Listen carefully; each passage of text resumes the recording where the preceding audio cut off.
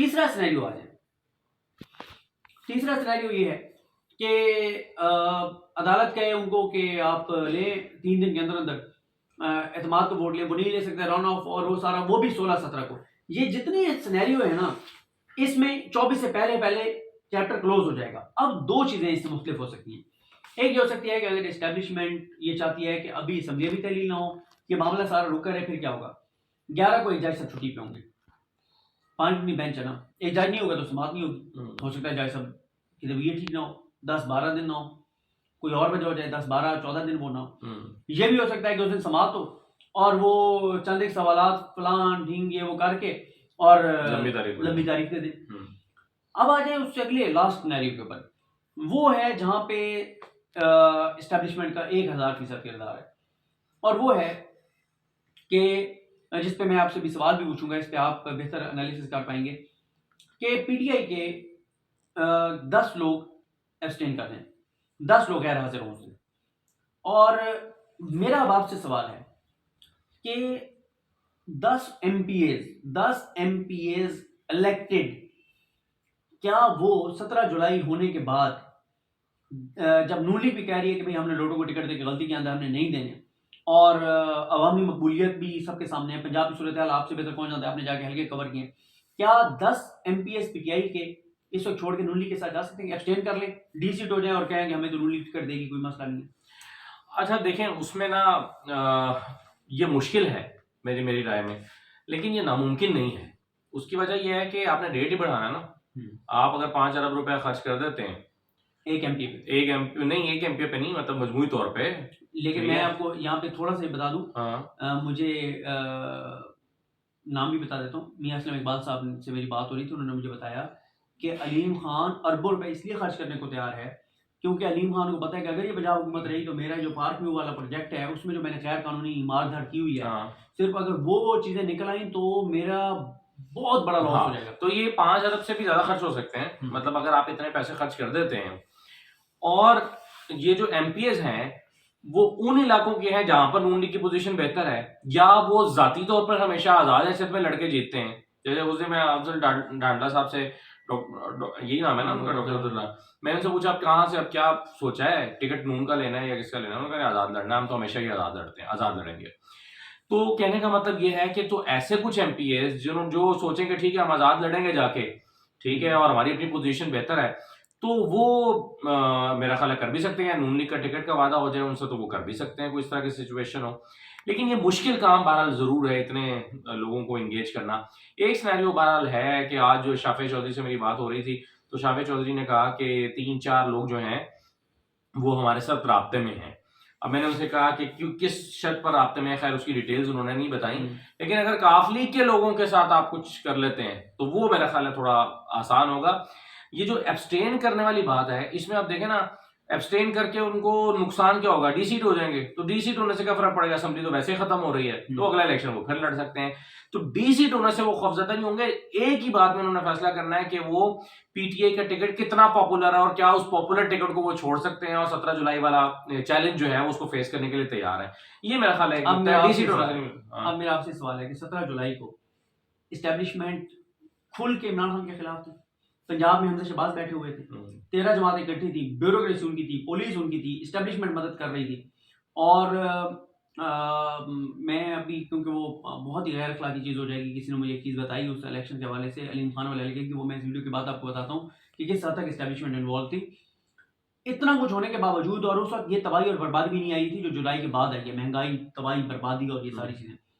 क्या इस वक्त अभी कोई डाउट रह गया कि पंजाब में हॉट फेवरेट पीटीआई का टिकट नहीं होगा? देखें श्री जान, अभी बिल्कुल सही कह रहे हैं आप। अभी मैंने पिंडी में सर्वे किया है, उसमें अच्छा खासा एक मार्जिन है पीएमएलएन और पीटीआई का। कितना फिगर भी बता दो। 53% पीटीआई और 29% पीएमएलएन। हालांकि पिंडी वो इलाका है जहां पे नून लीग ने काफी काम कराया हुआ और उनको पास दिखाने बताने के लिए बहुत कुछ है। ये बात बिल्कुल ठीक है, लेकिन होता ये है कि 4 महीने में इलेक्शन होते हैं, 6 महीने में होते हैं, 8 महीने में होते हैं, तो सिनेरियो में कोई फर्क भी पड़ सकता है, नंबर एक। दूसरी बात यह है कि ये जो अभी इलेक्शन हुआ है दूसरा, जिसमें अगर आपने जो अक्टूबर में हुआ है, उसमें आपने देखा कि इमरान खान ने 5,60,000 वोट लिया है और नून लीग ने 4,75,000 वोट लिए। तो फर्क कितना हुआ? तकरीबन 70-80 हजार वोटों का फर्क है मजमूई तौर पर मिलाकर। इसका मतलब ये है कि पॉपुलर सपोर्ट डिसाइसिव फैक्टर जरूर बनती है, इतने बुरे हालात नहीं होते कि दूसरी पार्टी बिल्कुल इलेक्शन लड़ ही ना सके। इसका मतलब है कि अगर उनको कोई थोड़ी सी हालात की सपोर्ट मिल जाए, कोई चीज ऐसी मिल जाए या कुछ हालात में कुछ बदलाव आ जाए, तो वो भी होप कर सकते हैं कि, और जैसा कि वो कर रहे हो। अगरचे मैं ये समझता हूँ कि आज इलेक्शन होते हैं तो पीटीआई हुकूमत बनाएगी, लेकिन बहरहाल इलेक्शन है और हर हल्के के डायनामिक्स डिफरेंट होता है। हाँ, लेकिन मैं आपको अपना बता दूं, मेरा इस पे एनालिसिस ये है कि इस्टेब्लिशमेंट की खुली और नंगी मुदाखलत के बगैर आप पंजाब में एमपीज को इस वक्त नहीं तोड़ सकते। हाँ सही क्योंकि बात। उसकी वजह यह है कि नून लीग जो है वो पहले 25 लोटे बने थे, उनमें से 2-3 जीते थे और 5 मखसूस नशिस्तों वाले और 17 वो 22 तो पहले उनके कंधे पे हैं कि उनका क्या करना है भाई। फिर आप देखिए उन्होंने अलीम खान को वहाँ पे एडजस्ट करना है, उनके जो लोग हैं, तरीन साहब का जो ग्रुप जिधर आया था वो है, फिर काफली जो चौधरी शुजात वाली है इनको उन्होंने करना है, सही है। फिर पीपल्स पार्टी को सीटें मांग रही है कि उनके ऊपर वो पीपल्स पार्टी के लोग लड़ेंगे और नून लीग नहीं वो करेगी। तो इसके अलावा ये जो लोटे बैठे हैं इधर कौमी असम्बली में, उनको उन्होंने एडजस्ट करना है, उनके नीचे एमपीएस हैं कुछ। तो सर जी नून लीग किस किस को राजी करेगी, मुझे बताया ना।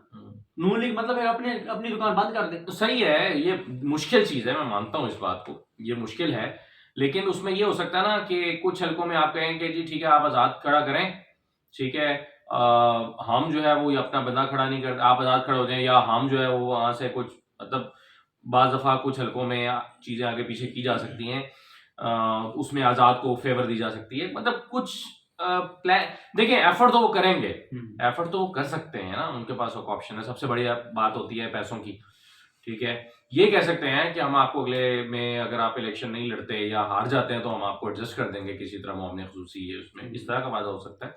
तो चीजें बहरहाल कई। अच्छा, इस पे भी फिर किसी और वीडियो में बात करेंगे, आज तो नहीं, फिर कभी चलें एक लम्हे के लिए हम ये सिनेरियो डिस्कस करते हैं कि जनाब 10 लोग एब्सटेन कर गए और उनके 180 पूरे रहें, ये भी एक शर्त है ना। सिर्फ ये नहीं है कि 10 इनके एब्सटेन करें, उनके भी पूरे रहें 180, और उनके 180 पूरे रहे, इनके 10 एब्सटेन कर गए और हुकूमत बन गई है। देखिए ये है मुश्किल, इसके इम्कान बहुत कम है, इसके चांसेस बहुत कम है इस वक्त, लेकिन मेरा ज्यादा बड़ा जो इससे सवाल है ना वो ये है कि इमरान खान को अब असम्बलियां तोड़ना सूट भी करता है कि नहीं करता। इंपॉर्टेंट ये है मेरे ख्याल में, ये असम्बलियां तोड़ना हो सकता है इमरान खान इस तरफ ना जाए, फिर अब आप देखें ना तो वो ना फैसला करते हैं कि नहीं अभी मुझे सूट नहीं कर रहा, और मुझे लग रहा है कि वो अगर वो कन्विंस्ड नहीं है तो वो कंफ्यूज जरूर है, ठीक है, कि करूं कि ना करूं। ये कंफ्यूजन मखमसा जो है ना वो आ चुका है इमरान खान के दिल में। हाँ, वो इसलिए आ चुका है कि उनको ये लगता है, क्योंकि उनकी पार्टी के अंदर ये बात है, अब बहुत बड़ी तादाद में उनके लोग हैं जो ये कहते हैं कि भाई अगर आपने असम्बली तहलील कर दी और इलेक्शन ना हुए,